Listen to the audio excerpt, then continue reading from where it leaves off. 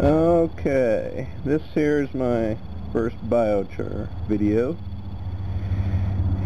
Here's one biochar maker. You can't see it, but there's holes around the rim. Popped off the bottom. Oh, there we go. Popped off the bottom and removed sand that was in there, shipped all the way from China. Thank you. And poked those holes there, drilled those holes there very carefully, and that works pretty good. It's really small. It would be good for camping, and this is actually a sleeve to keep the heat in. Managed to get it to work a little better that way. And then here is Mark II. This is very simple. It's a gallon can. I just used a can opener to poke those in all the way around, so you can set it down anywhere flat. Okay, so we've got the can out. You can see that I've used the same can opener to make holes near the top, small ones. Okay.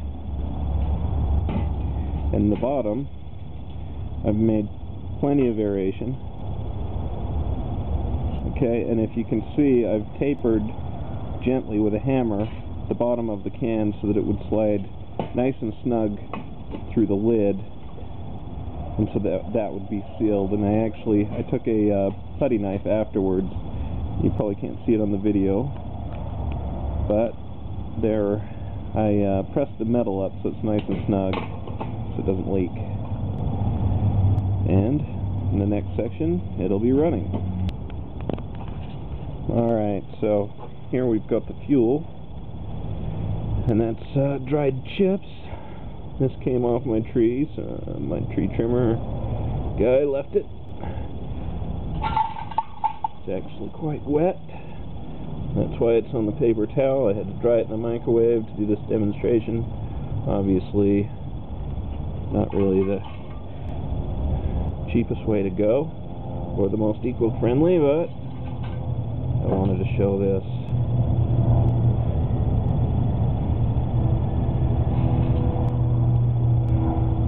You can see the size of the pieces keeps it fairly loose. I'm not going to put all that dust in because you want airflow for the gas to go down the chamber and back up. And fuel. To get this started, you need kind of a general fuel across the top. Obviously, you could use a lot of different fuels. Okay, so it's been running about a minute, and it's starting to gasify really well. If you're going to make biochar, I should mention, this is about the most eco-friendly way to do it, because it uses the gas from within the wood to make the biochar, as opposed to using another wood source to heat up wood and drive off those gases. And this is obviously a very small one. You can scale this up, which I am planning to do. I'm planning to do one. It's a barrel. That should make a lot of biochar. Obviously this is in the testing stages for me. I recommend building one for test, and then you'll be set to go.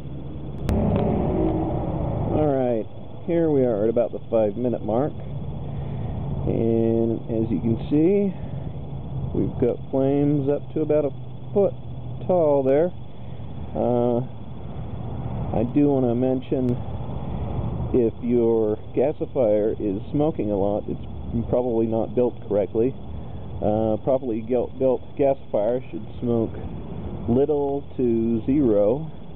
I'm standing right over it, and I have a porch overhead, and there should be no smoke smell once it gets fairly underway, like it is. I'm going to shine a light in here, and I hope you can see it. It's a little difficult. It's not actually burning the wood, it's just blackening it and removing all the volatile compounds turning them into gas, and then burning that off the top. So once you're done, the char is stable for a very long time and is very useful. So now that I'm inside, I thought I'd just go over a few things about the biochar as the last bit. Obviously the can gets hot. You're going to want to have tools ready there. And water, you're also probably not going to want to make this, you know, in the middle of fire season in wherever you live.